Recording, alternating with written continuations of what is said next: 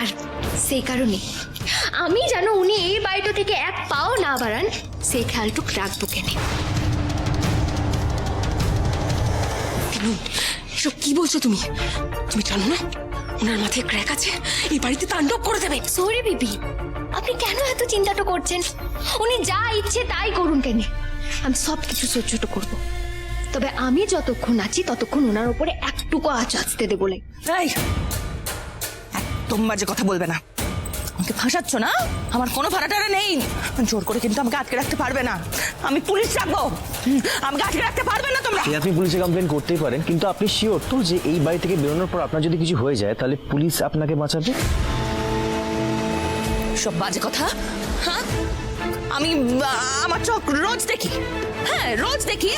আমি জানি আমার কোনো ভাড়া নেই, আর তোমরা বলছো ভাড়া আছে। না, আপনার যন্ত্রটাই শেষ কথা বলছিলেন।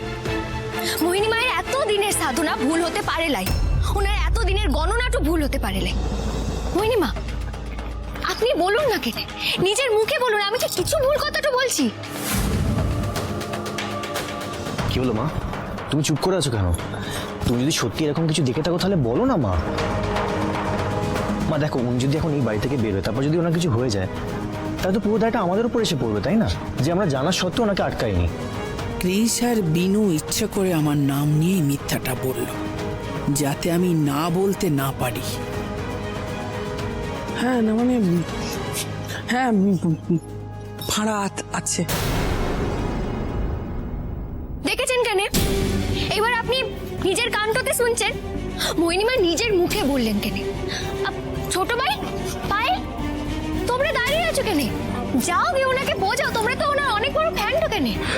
হ্যাঁ তাই তো, তাই। আন্টি, আন্টি প্লিজ আপনি কটা দিন থেকে যান, প্লিজ প্লিজ প্লিজ। হ্যাঁ বৌদি ভাই, আমরাই ওনাকে রক্ষা করব, তুমি একদম চিন্তা করো না। তুমি যতক্ষণ না বলছো এই বাড়ি থেকে আমরা ওনাকে বেরোতেই দেবো না।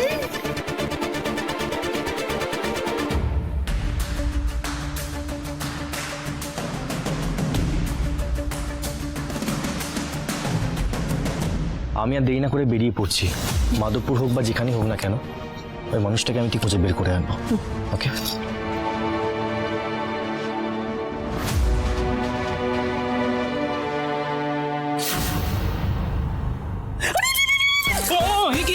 আপনি এইভাবে দিদির দিকে তেড়ে আসছেন কেন? তুমি কেমন সারের মতো করছো কেন? গুতবে নাকি? ভাগ্য ভালো এখনো গুতিয়ে দেয়নি। এটা তুমি কি করলে আন্টি? বিনুর চাপে পড়ে অ্যাস্ট্রনটিকে বাড়িতে রেখে দিলে। এতদিন উনি হাফ তার কাটা ছিলেন, এবার ফুল তার কাটা হয়ে গেছেন। কি করব আমি? তখন যদি কিছু বলতাম, করতে যেতাম, তাহলে ক্রিস আর বিনু আমাকে সন্দেহ করতো। দেখলে না আমাকে কিরকম একদম সাঁড়াশির চাপে ফেললো। একদম নাটক করবেন না। কি ভেবেছেন? হ্যাঁ, আপনার ধন্দা আমি বুঝি না। যে টাকা দেওয়ার সময় এলো অমনি অমনি পাল্টি খেয়ে ছেলে বৌমার দরে ভিড়ে গেলেন। আমি দুধে মিশে গেল আর আটি গড়াগড়ি খাচ্ছে, গড়াগড়ি খাচ্ছে। এই শুনুন মোহিনী মা, আমি এখানে থাকবো না। আমি আমি আমি আমি আমি থাকবো না। আমি বেরোবো। আমার যা টাকা বাকি আছে ফেরত দিন। দিন দিন আমার বাকি টাকা দিন আমাকে। আমি এখান থেকে বেরোবো, আমি এখানে থাকবো না। শুনুন, বেরোবার প্ল্যানটা না আপনি ঠিক করে দেবেন, নইলে কিন্তু আমি রক্ত গঙ্গা বইয়ে দেবো। ঠিক আছে ঠিক আছে, তুমি যা টাকা চাও তাই পাবে। শুধু এই বাড়িতে 2 দিন থেকে যাও, 2 দিন। হ্যাঁ,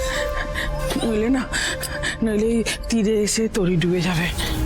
বিনু তলে তলে না অনেক বড় প্ল্যান করেছে, অনেক বড় প্ল্যান।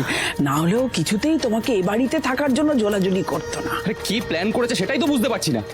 তার মধ্যে চন্দনাকেও এই মুহূর্তে যেতে হলো ওর বাপের বাড়িতে। ও থাকলে না হয় একটু বিনুর উপর নজর রাখতে পারতো। আর নজর রেখে কি লাভ মামু? বিনু আগের থেকে অনেক বেশি সতর্ক হয়ে গেছে, ওকে আর সহজে ফাঁদে ফেলা যাবে না। কি সুন্দর একটা প্ল্যান করেছিলাম আমি। তুমি কৃষ আর বিনুকে নিয়ে বাড়ির বাইরে যাবে, আর বাড়ির ভেতরে আমরা গোবিন্দ গাঙ্গুলিকে চিরদিনের মতো বাড়ি থেকে তাড়িয়ে দেবো।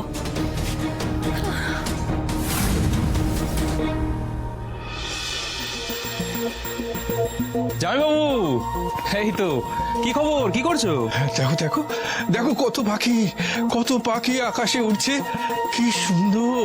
উড়বেই তো আঙ্কেল, কারণ ওরা তো মুক্ত, তাই আকাশে বাতাসে উড়ে বেড়াচ্ছে। কিন্তু তোমার কথাটা ভাবো, কৃষ আর বিনু তোমাকে সারাটা দিন এই ঘরটার মধ্যে বন্দি করে রেখেছে। বন্দি?